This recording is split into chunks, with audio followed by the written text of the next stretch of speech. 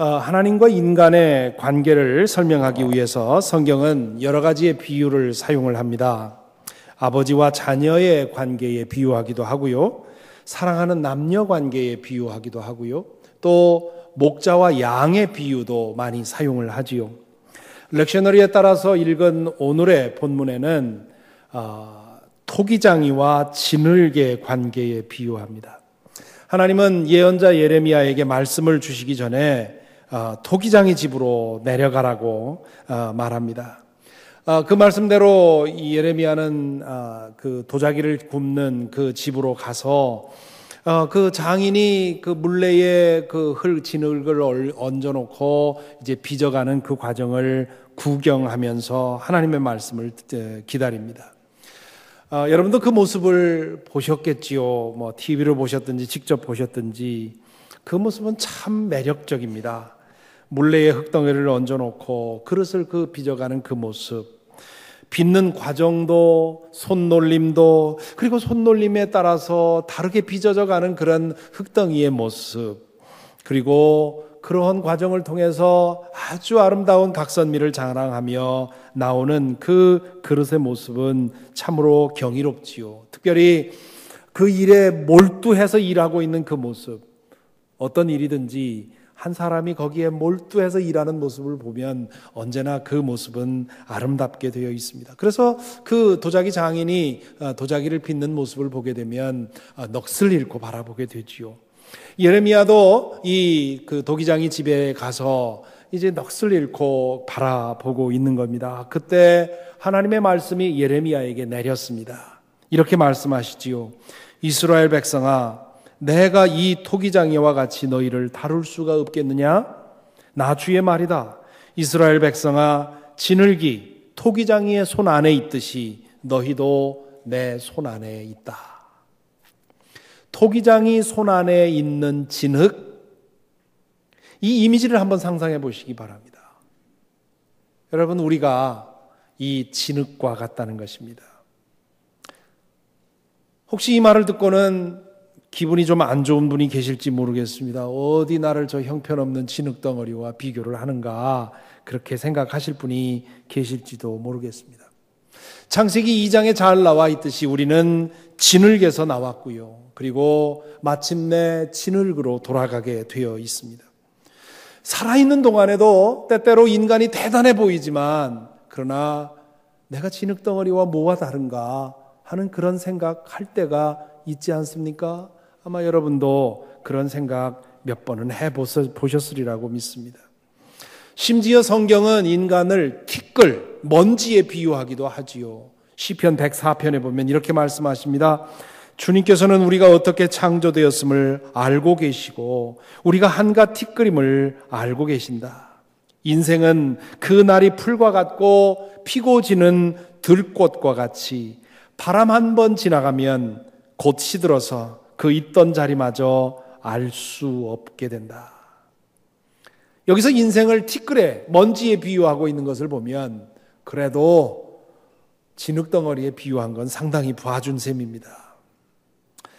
저는 이 비유를 맨 처음 대했을 때 이 비유에 억지가 좀 있다 생각을 했습니다. 왜냐하면 진흙은 무생물입니다. 생각도 없고 의지도 없지요.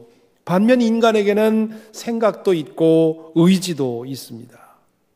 하나님께서 피조물 중 인간에게만 자유의지를 부여하셨습니다. 토기장이와 진흙의 관계는 일방적인 관계고요. 인간과 하나님의 관계는 쌍방적인 관계 아닙니까? 그러니 이 비유가 딱히 맞아 떨어지는 것 같지 않다는 거지요. 그런데 이 생각을 수정하게 된 것은 이 진흙을 많이 다뤄본 이 도자기 장인들의 이야기를 읽고 나서입니다. 흙을 많이 만져본 이 도자기 장인들은 하나같이 흙도 살아있다고 얘기를 합니다. 진흙이라고 해서 다 같은 진흙이 아니라는 거지요.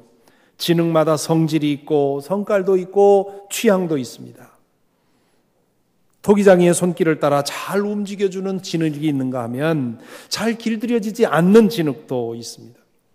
그래서 그릇 만드는 과정에서 가장 중요한 단계가 어떤 단계냐? 우리가 생각할 때는 빚는 단계라고도 생각할 수 있고 혹은 굽는 과정도 중요하다 하지만 이 도자기 굽는 교과서에 보니까 이 반죽을 준비하는 것이 가장 중요하다는 겁니다.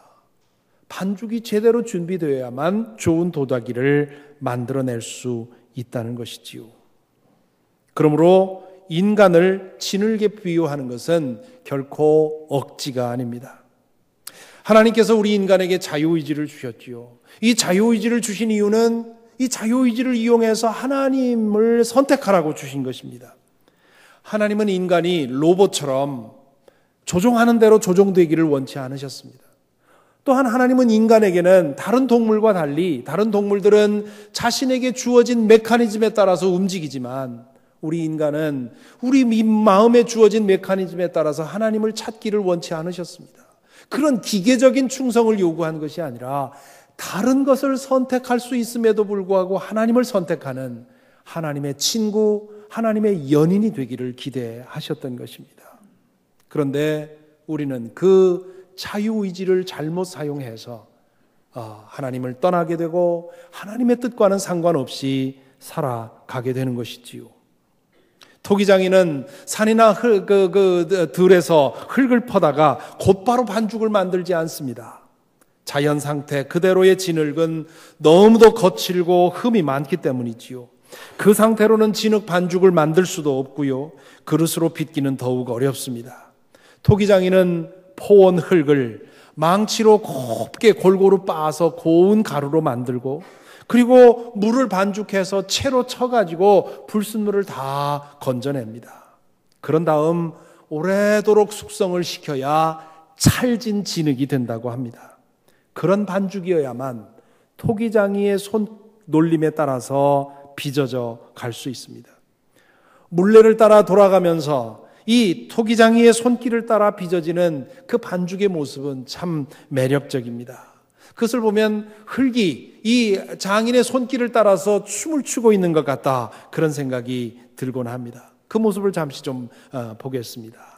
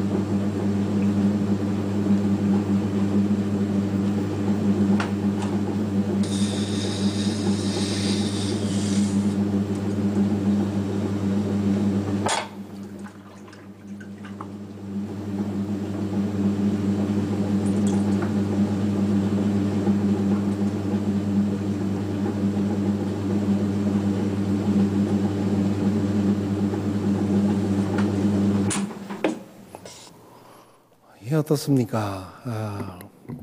우리 교회도 도자기 굽는 분들이 많이 계셔서 난 저보다 더 잘할 수 있다 생각하는 분이 계실지 모르겠습니다만은 이 모습만으로도 이 장인의 손길을 따라 움직이는 그 진흙의 모습이 얼마나 매력적인지 모릅니다. 그 아주 능란한 춤꾼 한 남자와 한 여성이 손을 맞잡고 춤을 추는 것 같지 않습니까? 그렇게 춤을 추는 동안에 빼어난 각선미를 뽐내며 아름다운 그릇이 탄생합니다. 진흙덩어리가 장인의 손길을 따라 춤을 추려고 하면 그만한 정련 과정이 필요하다는 것이지요. 하나님을 만나기 전에 우리는 마치 야산에 굴러다니는 흙덩어리와 같았습니다. 어떤 흙덩어리는 돌처럼 굳을 대로 굳어져 버렸고요. 어떤 흙덩이는 돌멩이와 엉켜버렸을 것이고, 또 어떤 흙덩이는 자풀과 죽은 나무 가지가 뒤섞여서 무엇에도 쓸 수 없는 존재가 되어버렸을지 모릅니다. 자유의지를 잘못 사용함으로 인해 하나님의 손길을 따라 춤을 출 수가 없는 그런 상태로 변화되어 간 것입니다. 제 고집대로, 제 욕심대로, 제 생각대로 살아가는 것에 더 익숙해진 것이지요. 하나님을 믿는 사람들 중에도 이런 상태에 있는 사람들이 적지 않습니다. 내 고집, 내 생각, 내 계획대로 살면서 하나님이 이 계획을 완성시켜 주십시오, 이 꿈을 이루어 주십시오라고 하나님께 부르짖는, 그렇게 기도하는 사람들이 얼마나 많이 있습니까? 오늘 본문에 보니까 유다 백성들이 그러했습니다. 그들은 하나님을 섬긴다고 하지만 그러나 그들의 욕심대로, 그들의 마음의 유혹을 따라 살면서, 그러면서도 하나님께서 그들을 축복해 주시기를 구하고 있었습니다. 그래서 예레미야 선지자가 하나님에게 돌아와 회개하고 하나님에게 돌아오라고 부르짖었는데, 그 말씀을 듣고 뭐라고 했습니까? 12절에 보면 유다 백성들이 이렇게 말합니다. 그럴 필요 없다. 우리는 우리 생각대로 살아가겠다. 우리는 각자 자신의 악한 마음에서 나오는 고집대로 행동하겠다. 하나님에게서 받은 자유의지를 잘못 사용한 것입니다. 자유의지는 하나님을 선택할 때까지 선택하도록 우리에게 주어진 것입니다. 그런데 자유의지를 오용하여 하나님을 등지고 살기를 선택하는 사람들도 있고, 하나님을 믿는다고는 하지만 여전히 자유의지를 들켜쥐고, 하나님 내 뜻대로 하겠어요? 그러니 내 뜻을 허락해 주시고 내 꿈을 이루어 주세요. 그렇게 기도하는 사람도 많이 있는 것입니다. 비유하자면 이런 사람들은 모두 정련되지 못한 진흙덩어리와 같습니다. 그런 진흙덩어리로는 결코 그 무엇도 빚어질 수 없다는 것이지요. 그러므로 우리는 하나님의 손에 의해서 무언가로 빚어지기 전에 먼저 빚어질 만한 진흙이 되는 것이 중요합니다. 예수 그리스도를 진실로 주님으로 영접하고 하나님께 내 마음과 몸과 모든 것을 하나님께 바치고, 그리고 하나님께 맡기고 하나님과 함께 더불어 살아가는 그 삶을 추구해야 합니다. 매일 매 순간 그렇게 의지하고 살아가야 합니다. 우리 교회 교우들에게 들은 말씀들 중에 명언들이 많이 있습니다. 그 명언들 중에 아마 최고의 명언 중 하나가 이런 겁니다. 하나님과 깊은 사귐을 누리며 사는 우리 교우 중에 한 분께서 저에게 그런 말씀을 하신 적이 있습니다. 목사님, 저는 이제 저의 이 자유의지를 하나님께 반납하고 싶습니다. 제가 하나님을 선택할 때까지 이 자유의지가 필요했는데, 이제 하나님과 사귀며 살다 보니 내 마음에서 이끌리는 대로 그대로 살아도 하나님의 뜻과 일치되는 그러한 삶을 살고 싶습니다. 그래서 이제는 이 자유의지 나 필요 없으니 하나님께 반납할 수 있다면 반납하고 내 안에 하나님이 내 안에 있는 그런 차원으로 살아가고 싶습니다 하는 그런 얘기를 들은 적이 있습니다. 오늘의 말씀을 준비하며 그 말씀이 생각이 났습니다. 그 말씀을 생각하니 그분이 생각한 것이 바로 내가 하나님의 손에 의해서 마음껏 빚어지는 그런 그릇이 되었으면 좋겠다. 내가 하나님의 손과 함께 멋지게 춤추는 그런 삶을 살면 좋겠다. 그렇게 그의 마음을 전한 것 아닌가 싶습니다. 하나님과 매일 춤추며 사는 그 삶이 얼마나 즐거운 삶인지요. 그리고 하나님과 그렇게 함께 춤추며 살다 보면 어느 사이에 하나님께서 내 안에서 나는 상상도 못한 그런 거룩한 일들을 꾸며내시는 것을 보게 됩니다. 그러니 생각할수록 이 비유가 얼마나 아름답고 매력적인지 모릅니다. 그래서 저도 개인적으로 이 비유를 좋아해서 이 비유를 그린 토기장이와 진흙이라고 하는 그런 그림을 제 집의 벽에 걸어놓고 종종 그것을 보면서 묵상하곤 합니다. 저의 인생이 하나님 손에 들린 진흙이 되기를, 저의 인생을 통해서 하나님께서 무엇인가 내가 원하는 것이 아니라 그분이 원하시는 것을 빚어내실 수 있게 되기를 소망하기 때문에 그렇습니다. 비슷한 비유입니다마는 기도하면서 저는 자주 하나의 이미지를 생각을 하는데요. 특별히 주일 아침이면 그런 이미지를 생각하면서 기도합니다. 내가 인형이 되었으면, 하나님의 손에 붙들린 인형이 되었으면. 인형에도 여러 가지가 있지요. 근데 제가 생각하는 건 이런 인형입니다. 인형극에서 많이 사용하는, 무대에서는 인형만 보이는데 인형이 춤도 추고 별 모습을 다 드러내는데 사실은 보이지 않는 끈에 묶여서 위에서 보이지 않는 손이 움직이는 대로 움직여지는 이것이 이런 이 인형 아닙니까? 특별히 주일 같은 때 나의 오늘 하루의 삶을 준비하면서 이 이미지를 생각을 합니다. 하나님, 내 생각과 내 말과 내 입술과 내 눈빛과 내 손과 발을 보이지 않는 하나님 손에 끈에 묶어주셔서 오늘 내가 하루 종일 내 뜻대로가 아니라 내 욕심대로가 아니라 하나님이 원하시는 대로 춤추며 살게 해주십시오. 그런 기도를 자주 드립니다. 시편에 있는 다윗의 유명한 고백이 생각이 나지요. 찬양으로 만들어져서도 많이 불리기 때문에 다 기억하는 것일 것입니다. 시편 19편 14절에 이런 말씀이 있지요. 나의 반석이시오 나의 구속자이신 여호와여, 내 입의 말과 내 마음의 묵상이 주의 앞에 연락되기를 원하나이다. 어디 마음의 묵상과 입술의 말뿐이겠습니까? 우리의 무의식 깊은 곳에 있는 것조차도, 꿈속에서 보는 것, 우리의 손과 발의 행동까지도 주님의 마음에 들기를 소망합니다. 아니, 그 모든 것이 그분의 손에 달린 보이지 않는 끈에 의해서 인도되기를 소망합니다. 그때에야 비로소 저는 진짜 제가 되는 것이고요. 그리고 저를 통해서, 저의 이 흙덩어리와 같은 인생을 통해서 영원한 의미를 갖는 그런 사건 하나라도 만들어질 수 있기 때문입니다. 우리 교회 교우님의 이야기를 나누려고 합니다. 2부 예배에 나오시는데 오늘은 3부 예배에 나오셨군요. 장용석 권사님과 강준희 권사님 이야기입니다. 우리 장용석 권사님은 한국에서 은행에서 근무하다가 2000년 9월에 미국으로 이민을 오셔서 우리 교회에 나오시기 시작을 하셨습니다. 두 분은 메릴랜드에서 비즈니스를 운영하면서 신실하게 교회를 섬기셨지요. 장 권사님은 은행가의 경험을 가지고 재무부에서 섬기셨고, 강준희 권사님은 중고등부 교사로 섬기셨습니다.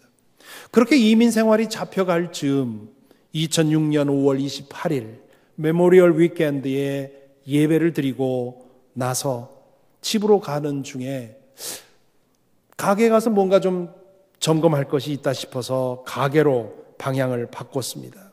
가게에 거의 다다랐을 때 차를 훔쳐 도망가고 있던 10대 일행이 장 권사님의 차를 들이받습니다. 경찰에게 도피하는 중에 들이받았으니 얼마나 세게 들이받았는지 상상할 수 있을 것입니다. 그 사고로 인해서 그 충격을 직접 받았던 강준희 권사님은 4번과 5번 경추에 손상을 입었고, 그래서 가슴 이하의 모든 것이 마비되는 심한 사고를 겪었습니다. 이 사고는 두 분에게서 거의 모든 것을 앗아갔습니다. 이민자로서의 꿈은 더 말할 것도 없고요.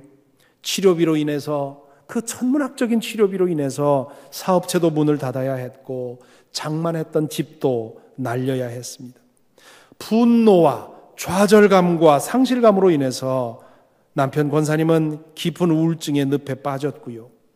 믿음으로 그것을 견뎌내기 위해서 무진 애를 썼던 아내 권사님도 자주 끝을 알 수 없는 그런 어둠의 늪으로 빠지곤 했습니다. 몇 년 동안 그래도 꾸준히 예배를 드리고 가셨기 때문에 예배 끝날 때마다 만나게 되는 장 권사님의 얼굴에서는 죽음의 그림자가 보였습니다. 그것은 사는 것이 아니었습니다. 하루하루 버티는 그 모습이 그의 얼굴에서 보였습니다. 두 분이 그렇게 어둡고 침침한 구덩이에 빠져 있을 동안 그분들을 끊임없이 찾아준 교우들이 있습니다. 매일 그분들을 위해서 올리는 기도가 있었고요. 정기적으로 방문해서 음식을 나누고 이야기를 나누었습니다. 가끔 바깥으로 모시고 나가 산책도 했습니다. 그분들은 교회가 무엇이고 성도의 교제가 무엇인지를 몸으로 보여주셨습니다. 그분들의 그 지치지 않는 기도와 사랑과 노력이 결코 일어날 것 같지 않던 일을 일어나게 만들었습니다. 그 깊은 구덩이로부터 끌어내 주게 된 것입니다. 언제부터인가 두 분의 얼굴에서 생명의 빛이 보이기 시작했고요. 그 짙은 무덤의 그늘이 사라지게 됐고요. 그리고 미소가 회복이 됐고, 그리고 빛이 보이기 시작했습니다. 지난 7월 두 분이 전교우 수양회에 참석했습니다. 그것을 가리켜서 7년 만에 외출이라고 그렇게 이름을 지었습니다. 그리고 수양회 자리에서 장권사님은 마치 옛날 영화의 변사처럼 막힘없이 그 아주 열정적으로 그리고 감동적으로 간증을 하셨습니다. 하나님께서 성도들의 사랑을 통해서 두 사람을 어떻게 변화시켰고, 그리고 자신들이 어떻게 어둠의 동굴로부터 걸어 나오게 되었는지를 말씀하셨습니다. 그로부터 몇 주일 후 아내 강준희 권사님으로부터 전화가 왔습니다. 전화의 내용인즉 한국에서부터 알고 지내던 신앙의 선배께서 총신대학교에서 교수로 은퇴를 하시고 2년 전에 남아프리카 공화국으로 가서 선교 사역을 시작을 하셨습니다. 그분이 그곳에 맨 처음에 가서는 길거리에 있는 아이들을 돌보는 그런 일로 시간을 보냈는데, 시간이 지나면서 그분이 신학교에서 가르쳤다는 사실을 알고는 그 지역 현지 그 지역 신학교에서 신학 교육을 좀 도와달라고 부탁을 하셨습니다. 그래서 이 길거리에서 어린아이들을 돌보는 사역도 하지 않을 수 없는데 좀 당신 부부가 와서 이 사역도 좀 도와주고, 그리고 우리 선교 사역의 재무 문제, 재정 전문가니까 재무 문제를 좀 도와달라고 그렇게 부탁을 했다는 것입니다. 남편 장 권사님은 그 제안에 대해서 가당치 않은 일이라고 생각을 했다고 합니다. 하반신이 마비된 아내를 데리고 선교지로 가는 것은 선교를 돕는 것이 아니라 오히려 선교사에게 폐를 끼치는 일이라고 생각을 한 것이지요. 아내 권사님도 그렇게 생각이 됐지만, 그러나 기도할수록 혹시 하나님의 부르심은 아닌가라는 생각을 하게 되었고요. 그래서 저에게 함께 기도하면서 하나님의 뜻을 분별해 달라고 부탁을 하셨습니다. 이 문제를 두고 기도하는 동안 제게도 이것이 하나님이 준비하신 것이 아닌가 하는 조심스러운 믿음이 생겼습니다. 두 분이 사고를 당한 후에 지나온 과정을 돌아보니, 특별히 최근에 회복되고 그리고 그 어둠의 구덩이로부터 벗어난 그 상황을 생각할 때 이때를 위해서 준비한 것이 아닌가라는 생각이 들었습니다. 그런 생각을 하면서 며칠 더 기도하고 있었는데요. 그러던 중 강준희 권사님으로부터 또다시 전화가 왔습니다. 월요일 아침이었습니다. 월요일 날 목사님 받아하는 거 옳지 않은 줄 아는데 너무 기쁜 소식을 전하기 위해서 전화드립니다 하는 것이었습니다.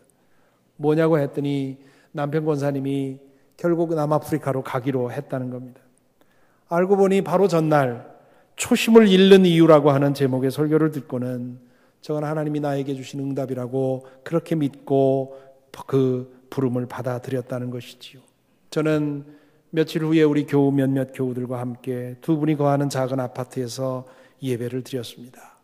하나님께서 두 분을 회복해 주신 것에 대해서, 기가 막힌 타이밍에 선교지로 불러주신 것에 대해서, 그리고 그 부름을 하나님의 부름으로 알고 받아들일 수 있는 마음 주신 것, 이 모두 다 성령께서 하신 일이니 그것에 대해서 감사를 드렸습니다.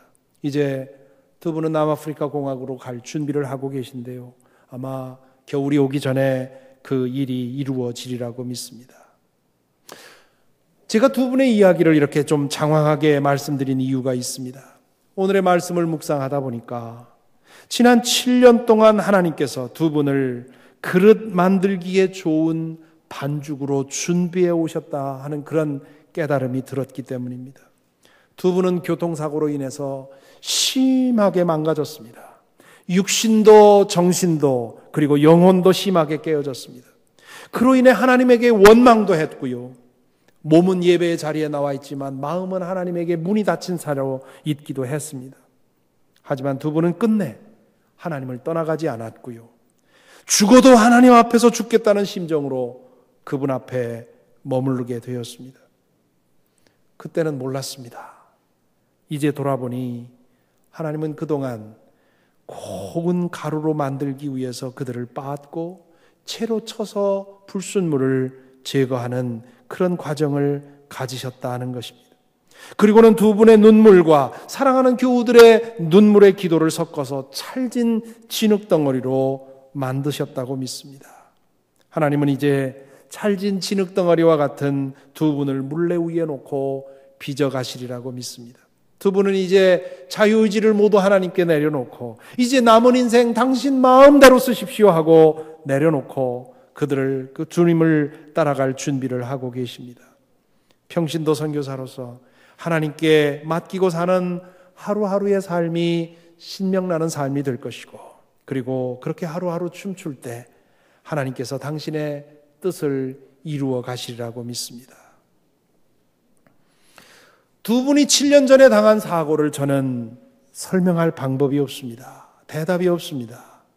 하지만 두 분이 하나님 앞에서 물러서기를 거부하고 머물러 있자 하나님께서는 두 분을 새로운 그릇으로 빚으실 준비를 하셨습니다. 두 분에게 그런 일이 일어나지 않았더라면 결코 상상하지 않았던 그 길을 준비시키시고 그 길로 인도하십니다. 강준희 권사님은 이제 남은 세월은 휠체어에 앉아서 하루하루 죽이는 길밖에는 없었습니다. 그러나 이제는 하루하루 살리는 길로 인도해 주셨지요. 아내를 부양하면서 매일매일 먹고 사는 것만을 위해서만 살 수밖에 없었던 장 권사님에게도 하나님 나라의 소망을 주신 것입니다. 진흙덩어리와 같은 우리의 존재가 그분의 손에 들리면 이렇게 달라집니다. 대단한 인생 계획도 없고 남들에게 말할 꿈도 없이 하루하루 연명하는 것처럼 사는 인생이라 하더라도 매일같이 하나님에게 자신의 삶을 맡기고 그분의 손길을 따라 춤을 추며 그분과 동행하기를 힘쓰면 하나님께서 나도 모르는 사이에 나를 빚어가시고 준비시키신다는 것입니다. 굳이 선교사로 부름받아야만 된다는 말이 아닙니다. 이렇게 설교 시간에 나눌 만한 그런 간증거리가 생기지 않아도 좋습니다. 나 혼자 살아가지고는, 내가 계획하고 내가 준비해가지고는 일어날 수 없는 그런 일들이 주님의 손에 들림으로써 일어나게 된다는 것입니다. 사랑하는 성도 여러분, 지금 여러분의 상황이 어떤 상태에 있습니까?